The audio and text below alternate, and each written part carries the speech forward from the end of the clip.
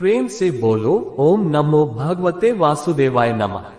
मित्रों, इस वीडियो में गरुड़ पुराण के अनुसार हम आपको बताएंगे कि इस मनुष्य जीवन में हमें ऐसे कौन से कर्म करने चाहिए जिससे हमें दोबारा मनुष्य जन्म मिल सके। इसका संपूर्ण रहस्य जानने के लिए वीडियो को बिना स्किप किए बहुत ही ध्यान से सुने। मित्रों, इस सृष्टि में जिस किसी ने जन्म लिया है उसकी मृत्यु एक ना एक दिन होती ही है। यह एक कठोर सत्य है, इसे चाहकर भी कोई झूठा साबित नहीं कर सकता। हालांकि मृत्यु के बाद दोबारा जन्म होना भी तय माना जाता है। जैसे दिन के बाद रात होती है और रात के बाद दिन होता है, उसी तरह गरुड़ पुराण के अनुसार हर चीज दोबारा जन्म लेती ही है। कहने का अर्थ है कि जिस व्यक्ति का जन्म होता है उसकी मृत्यु होने के बाद उसका पुनर्जन्म अवश्य होता है।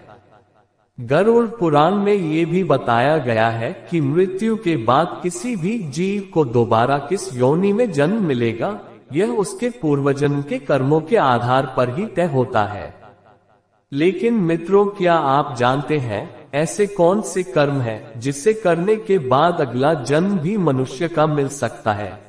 अगर नहीं जानते तो आप हमारे इस वीडियो में अंत तक जरूर बने रहिए, क्योंकि आज हम आपको गरुड़ पुराण के अनुसार बताने वाले हैं कि कौन से कर्म करने से दोबारा मनुष्य योनि मिलती है।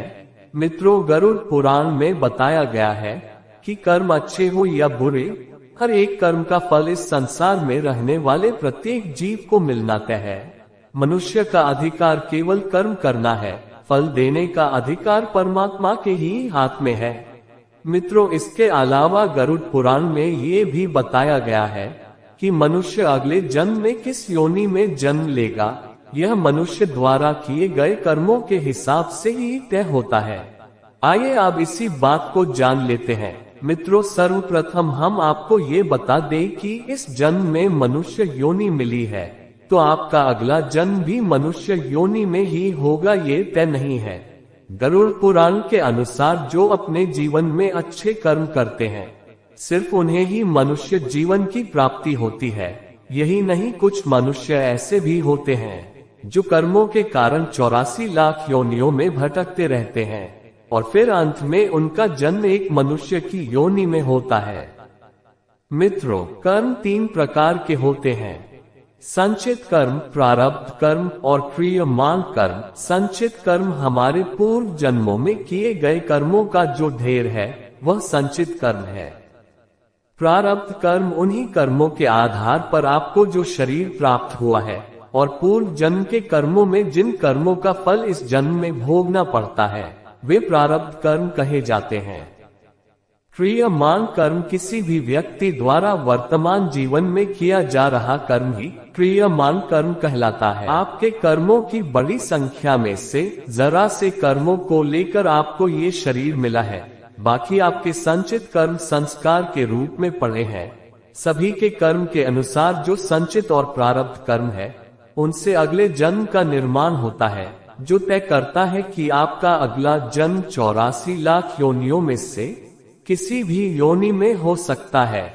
इसलिए कहा जाता है कि इसी जन्म में ईश्वर के चरणों में चले जाना चाहिए और किसी को अपनी तरफ से कोई कष्ट नहीं देना चाहिए। व्यक्ति इस संसार में अकेला आता है और अकेला ही जाता है। अंतिम समय में उसके अच्छे बुरे कर्म, पुण्य और पापी उसके अगले जन्म का निर्धारण करते हैं। महर्षि वाल्मीकि जी आदि ग्रंथ रामायण में कहते हैं कि माता पिता, गुरु, आचार्य और ज्ञानी पंडित का कभी भी अपमान नहीं करना चाहिए और न ही कभी उनके बारे में ऐसे विचार अपने मन में लाने चाहिए, और जो व्यक्ति ऐसा करता है उसे महापाप लगता है। ऐसे लोगों को नरक में पाप का फल भोगना ही पड़ता है, चाहे वह कितना भी दान पुण्य कर ले। इस बात को कोई पुण्य नहीं मिटा सकता। मित्रों, जो व्यक्ति हमेशा दूसरों के हित में सोचता है, उनकी सदैव मदद करता है, पशु पक्षी और अन्य जीवों पर दया करता है, जरूरतमंदों की मदद करता है और बिना किसी स्वार्थ से संचित धन का उपयोग धार्मिक कार्यों में करता है, ऐसे मनुष्य का अगला जन्म मानव योनि में ही होना तय है। मित्रों, इसके अलावा गरुड़ पुराण में ये भी बताया गया है कि जो मनुष्य अपनी मृत्यु के अंतिम समय में जिस चीज के बारे में सोचते हुए अपने प्राण त्यागता है, उसे अगला जन्म उसी के अनुसार मिलता है। जैसे कोई व्यक्ति अपने अंतिम समय में किसी स्त्री को याद करते हुए अपने प्राण त्यागता है, तो उसका अगला जन्म स्त्री के रूप में ही होता है। इसी तरह जो व्यक्ति अपने अंतिम समय में ईश्वर को याद करते हुए अपने प्राण त्यागता है, तो वह मुक्ति की ओर अग्रसर हो जाता है। इस बात का आधार भागवत के जड़ भरत उपाख्यान में मिलता है।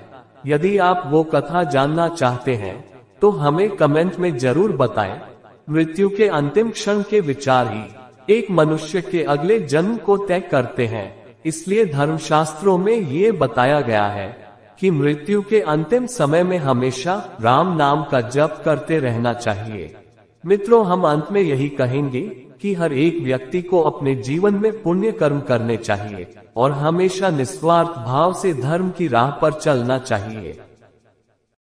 प्रेम से बोलो ओम नमो भगवते वासुदेवाय नमः। अगर आपको हमारी वीडियो अच्छी लगी हो तो वीडियो को लाइक करें, अपने मित्रों में शेयर करें और अपने जीवन को हीरे जैसा बनाने के लिए चैनल को सब्सक्राइब करें। अगर फेसबुक पर देख रहे हैं तो फॉलो जरूर करें।